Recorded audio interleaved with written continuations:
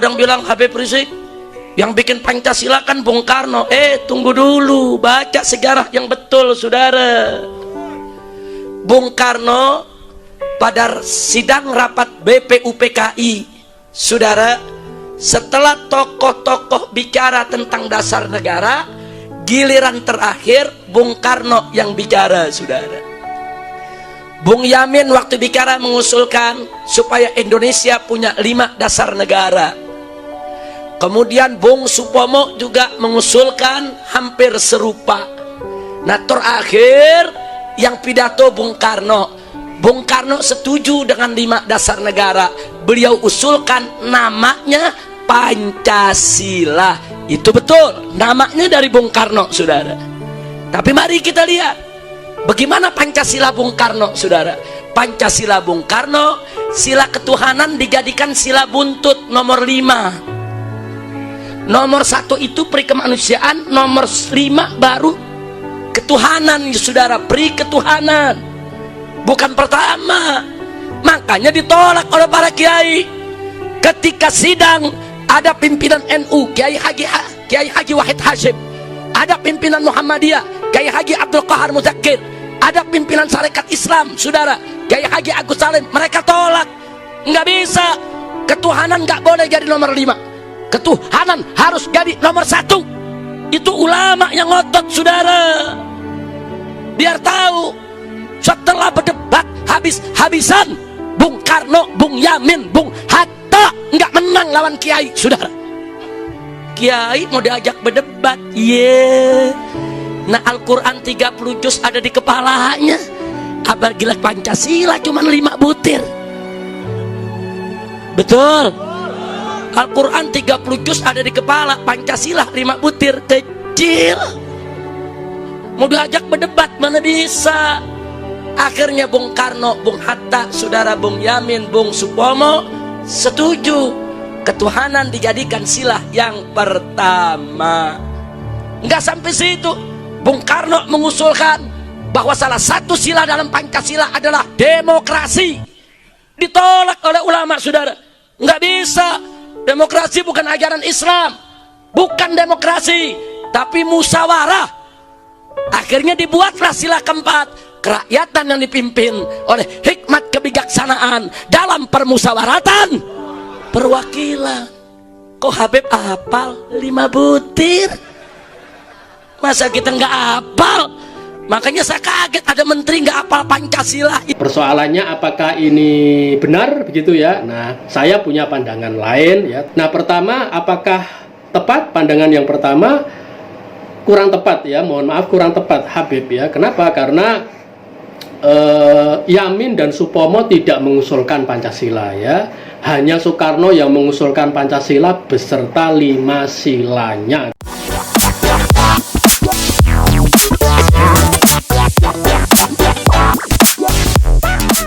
Salam Pancasila, bertemu dengan Silapedia Pancasila sebagai ilmu.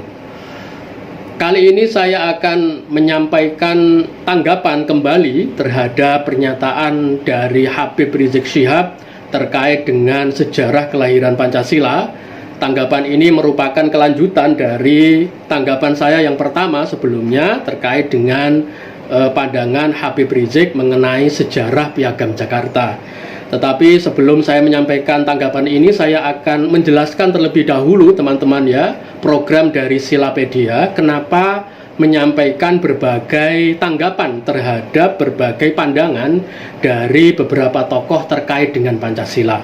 Nah, pertama, karena Silapedia ini adalah sebuah lembaga pengkajian Pancasila ya, yang mengembangkan wacana Pancasila sebagai ilmu pengetahuan, teman-teman. Sehingga kemudian ketika kami menyampaikan tanggapan terhadap beberapa pandangan gitu ya, itu dalam rangka menguatkan wacana Pancasila sebagai wacana ilmu pengetahuan, karena tanggapan yang kami sampaikan adalah tanggapan yang kami usahakan bersifat ilmiah, berdasarkan data sejarah ya, data tradisi filsafat Pancasila dan tradisi hukum Pancasila. Ini yang pertama. Lalu yang kedua, tanggapan-tanggapan seperti ini sudah menjadi kebiasaan dari saya pribadi ya. sebelum membuat tanggapan dalam bentuk audiovisual, saya juga sering menyampaikan tanggapan dalam bentuk karya tulis ya, yakni dalam bentuk artikel di media massa. Nah, artikel-artikel itu saya tulis di harian Kompas cetak ya, sebagai upaya untuk menanggapi beberapa tokoh. Misalnya di tahun 2017 saya pernah menulis artikel berjudul Esa Ketuhanan dan Pancasila ya, sebagai tanggapan dari pandangan Egy Sujana ya, tentang menurut pandangannya hanya Islam yang sesuai dengan sila ketuhanan yang Maha Esa. Lalu saya juga pernah menanggapi artikel dari Profesor Aril Haryanto tentang kegagalan Presiden Soekarno dalam menguatkan Pancasila. Nah, lalu saya menanggapinya dengan judul Soekarno dan Sosiosentrisme Pancasila yang dimuat di harian Kompas pada tahun 2020.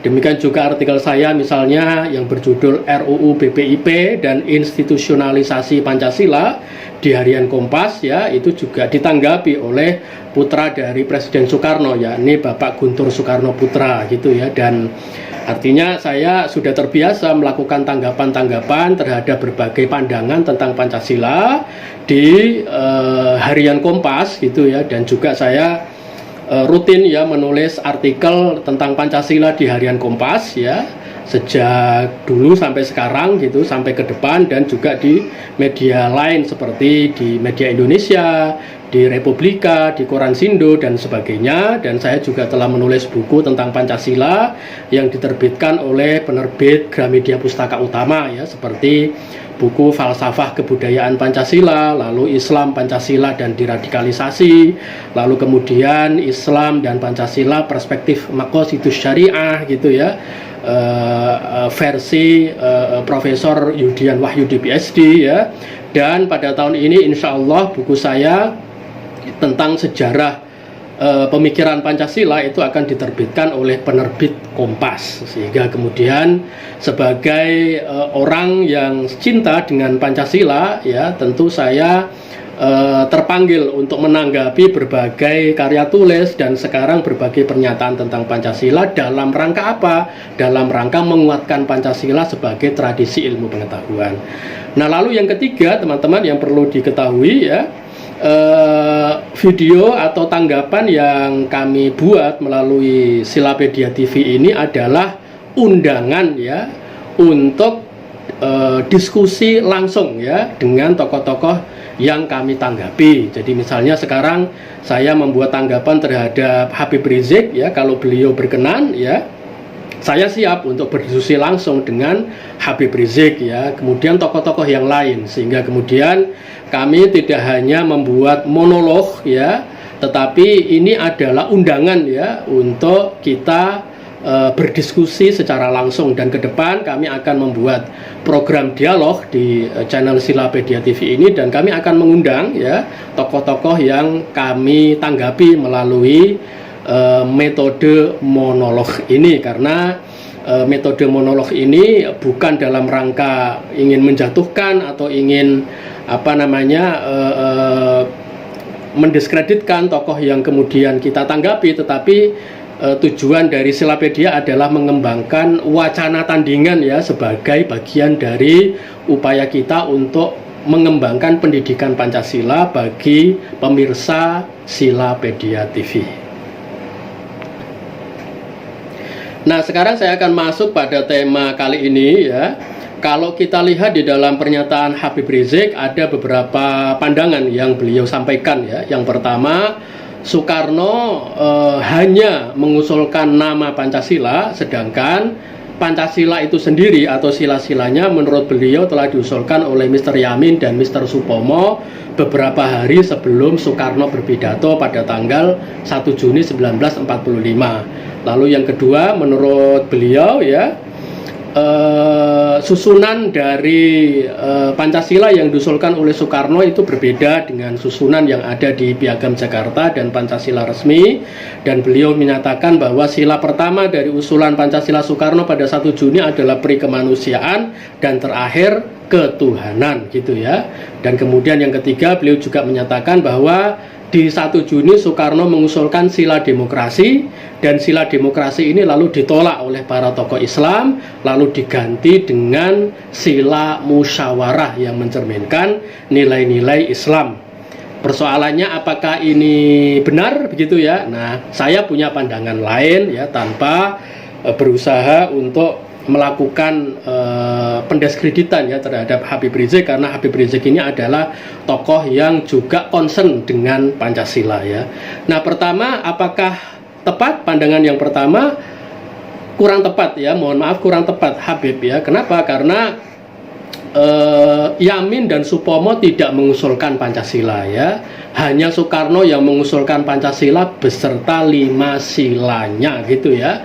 Nah, siapa yang menyatakan ini? Yakni Bung Hatta sebagai pelaku sejarah ya. Jadi kalau kita lihat di dalam sejarah Pancasila yang disusun oleh para sejarawan era Orde Baru, memang seperti yang disampaikan oleh Habib ya, bahwa pada tanggal 29 Mei Yamin mengusulkan 5 sila yang mirip dengan Pancasila, yakni pri kebangsaan, pri kemanusiaan, pri ketuhanan, pri kerakyatan, dan kesejahteraan rakyat. Lalu kemudian Mr. Supomo pada tanggal 31 Mei itu juga mengusulkan 5 sila yang mirip dengan Pancasila ya, yakni persatuan, kekeluargaan, keseimbangan lahir batin, musyawarah, dan keadilan rakyat. Pertanyaannya, apakah itu benar? Menurut Bung Hatta salah, begitu ya.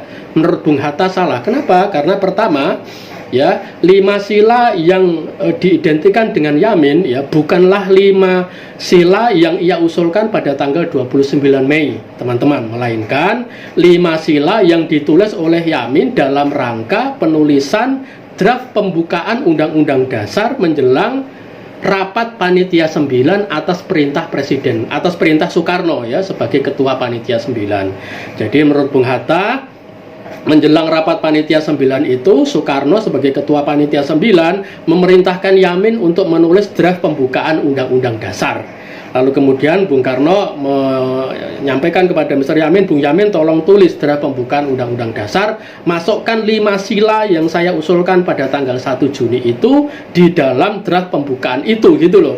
Maka Yamin lalu memasukkanlah 5 sila yang diusulkan oleh Soekarno, pri kebangsaan, pri kemanusiaan, sampai kesejahteraan rakyat itu, gitu loh.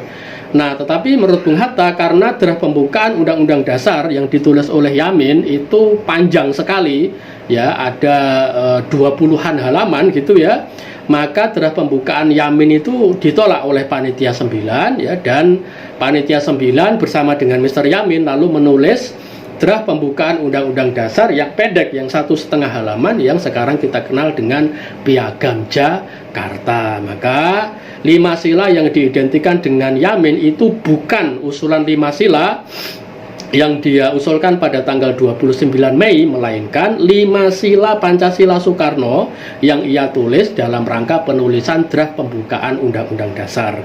Nah, sedangkan kalau kita lihat di dalam notulen sidang BPUPK yang ditulis oleh Abdul Karim Pringgodikdo yang sekarang ada di ANRI gitu, teman-teman ya, kita hanya akan menemukan 3 sila, 3 nilai yang diusulkan oleh Yamin ya, yakni perwakilan, permusyawaratan, dan kebijaksanaan. Jadi bukan 5 sila gitu ya, melainkan 3 nilai yang sebenarnya hanya mencerminkan prinsip kerakyatan. Nah, demikian juga gitu ya, Mr. Supomo juga tidak mengusulkan sila persatuan sampai keadilan rakyat itu ya, karena Mr. Supomo sejak awal menyatakan bahwa sebelum kita mengusulkan atau menyepakati dasar negara ya, ada baiknya kita sepakati teori negara seperti apa yang ingin kita gunakan. Maka beliau lalu mengusulkan teori negara integralistik ya, sebagai alternatif dari teori negara liberalistik dan komunalistik. Lalu dari mana 5 sila yang diidentikan dengan Supomo ya? 5 sila itu ditulis oleh Profesor Darji Darmodihardjo ya. Ini adalah tokoh di era Orde Baru ya, yang berusaha untuk mendaulat Mr. Supomo sebagai tokoh yang terkesan mengusulkan Pancasila, tetapi 5 sila yang diidentikan dengan Supomo tidak diusulkan oleh Supomo sebagaimana yang selama ini ditulis secara berurutan dari sila persatuan sampai keadilan rakyat ini, sehingga kemudian gitu ya, berdasarkan kesaksian dari para pelaku sejarah sejak Bung Hatta, Ki Hajar Dewantara, Ketua BPUPK Dr. Rajiman Widyodiningrat, RP Suroso, sampai kemudian Kiai Maskur ya, tokoh Nahdlatul Ulama yang merupakan anggota BPUPK, hanya Soekarno yang mengusulkan Pancasila. Ini yang pertama ya, tanggapan terhadap pandangan Habib Rizik. Lalu yang kedua, apakah peri kemanusiaan merupakan sila yang pertama dari usulan pertama Soekarno pada 1 Juni? Tidak, begitu ya. Nah, sila pertama yang diusulkan oleh Soekarno bukan peri kemanusiaan, tetapi kebangsaan ya. Jadi kebangsaan adalah sila yang pertama yang diusulkan oleh Soekarno pada 1 Juni. Baru kemudian peri kemanusiaan atau internasionalisme, lalu mufakat atau demokrasi, lalu kesejahteraan sosial dan ketuhanan yang Maha Esa. Jadi Habib, mohon maaf, bukan peri kemanusiaan tapi kebangsaan ya yang merupakan sila pertama. Lalu yang kedua, apakah Soekarno mengusulkan demokrasi dan kemudian ditolak oleh para tokoh Islam gitu ya? Iya, Soekarno mengusulkan demokrasi tetapi juga ia mengusulkan musyawarah ya. Jadi bukannya Soekarno pada awalnya mengusulkan sila demokrasi lalu kemudian ditolak oleh para tokoh Islam dan kemudian demokrasi diganti dengan musyawarah, tidak gitu ya. Melainkan gitu ya, Soekarno mengusulkan itu kan ya, kalau kita baca di dalam pidato 1 Juni ya, prinsip ketiga dari Indonesia Merdeka adalah mufakat, perwakilan dan permusyawaratan. Nah, jadi justru Soekarno mengusulkan musyawarah, bukan hanya demokrasi tanpa musyawarah, begitu loh ya. Nah, jadi musyawarah dalam kosakata Soekarno adalah permusyawaratan gitu teman-teman. Maka kemudian kata permusyawaratan itu diulang terus ya dalam penjelasan beliau tentang sila mufakat, demokrasi dan permusyawaratan ini. Jadi musyawarah ini tidak dari tokoh Islam gitu ya, tetapi ya sejak awal diusulkan oleh Soekarno bahwa sila ketiga dari Pancasila adalah mufakat, perwakilan, permusyawaratan. Nah, itu artinya apa? Demokrasi gitu. Demokrasi begitu ya, karena lalu kemudian dalam penjelasan sila keempat atau kesejahteraan sosial ya, Soekarno lalu menjelaskan model demokrasi kita itu seperti apa gitu ya, model permusyawaratan perwakilan kita itu seperti apa, yakni demokrasi yang tidak hanya memenuhi hak politik tetapi hak sosial ekonomi. Jadi tidak kemudian Soekarno awalnya mengusulkan demokrasi lalu diganti dengan musyawarah, tetapi musyawarah atau permusyawaratan itu juga menjadi bagian dari gagasan Soekarno tentang demokrasi Pancasila begitu ya. Nah, lalu yang terakhir yang menjadi tanggapan utama saya pada kali ini adalah apakah Soekarno ini hanya mengusulkan nama dari Pancasila gitu ya? Tidak kan gitu ya. Gitu ya. Soekarno mengusulkan nama Pancasila gitu ya, sekaligus sila-sila Pancasila, sekaligus konsep Pancasila sebagai filsafat dasar negara. Sehingga kemudian ya, yang diusulkan Soekarno bukan hanya nama gitu ya, bukan juga sila-silanya gitu ya. Karena kalau sila-sila itu ya sebagiannya juga sudah diusulkan oleh anggota BPUPK yang lain gitu ya. Misalnya ya Yamin mengusulkan permusyawaratan perwakilan kan gitu kan, lalu kemudian misalnya Supomo mengusulkan persatuan kan gitu kan, lalu kemudian Hatta itu juga mengusulkan demokrasi kan gitu. Bahkan Ki Bagus Hadikusumo yang mengusulkan Islam sebagai dasar negara pada tanggal 30 Mei itu juga kan mengusulkan negara kebangsaan, tapi kebangsaan berdasarkan Islam. Jadi yang diusulkan Soekarno ini juga bukan hanya sila-sila dari Pancasila itu, tetapi apa? Konsep Pancasila sebagai filsafat negara gitu loh teman-teman gitu. Jadi yang khas, yang unggul, yang istimewa ya dari usulan Soekarno pada tanggal 1 Juni itu adalah gagasan Soekarno tentang filsafat dasar negara. Itulah yang kemudian gitu ya diterima oleh sidang BPUPK. Kenapa? Karena filsafat dasar negara Soekarno ini yang diberi nama Pancasila ini adalah satu-satunya konsep gitu ya yang dibutuhkan untuk merumuskan norma dasar negara atau Grundnorm gitu teman-teman. Jadi norma dasar negara ini adalah dasar negara yang ada di dalam alinea keempat pembukaan Undang-Undang Dasar yang isinya adalah filsafat dasar negara yang merupakan isi dari norma dasar negara ini. Ini siapa yang menyampaikan ini? Ialah Profesor Noto Nagoro dan Universitas Gadjah Mada atau UGM, teman-teman. Jadi pada tanggal 19 September 1951 ya, UGM itu memberikan gelar Dr. Honoris Causa kepada Presiden Soekarno gitu ya, sebagai tokoh yang telah menyusun filsafat Pancasila pada tanggal 1 Juni 1945, di mana UGM dan Profesor Noto Nagoro menyatakan bahwa gitu ya, Pancasila itu, teman-teman ya, bisa kita pilah menjadi bentuk Pancasila, wadah Pancasila, dan isi Pancasila, begitu loh kata Noto Nagoro ya, Profesor Noto Nagoro. Nah, wadah atau bentuk atau dimensi formal Pancasila itu adalah dasar negara ya, yang ada di dalam alinea keempat pembukaan Undang-Undang Dasar. Sedangkan isi ya atau konsep dari dasar negara yang ada di dalam alinea keempat pembukaan Undang-Undang Dasar itu adalah gagasan filsafat Pancasila yang disusun oleh Presiden Soekarno pada tanggal 1 Juni.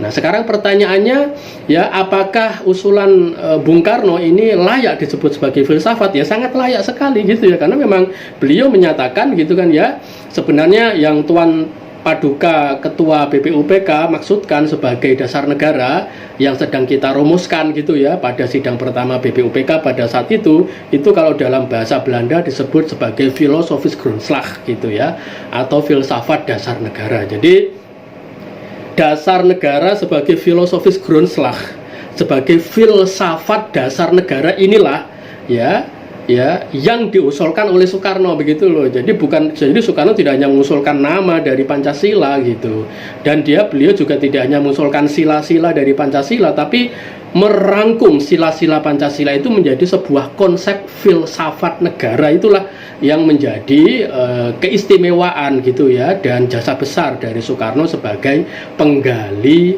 Pancasila. Nah, pertanyaannya kemudian, apakah yang dimaksud dengan filsafat dasar negara Pancasila yang telah disusun oleh Soekarno? Nanti di sesi selanjutnya akan kami buat secara khusus ya, teman-teman ya.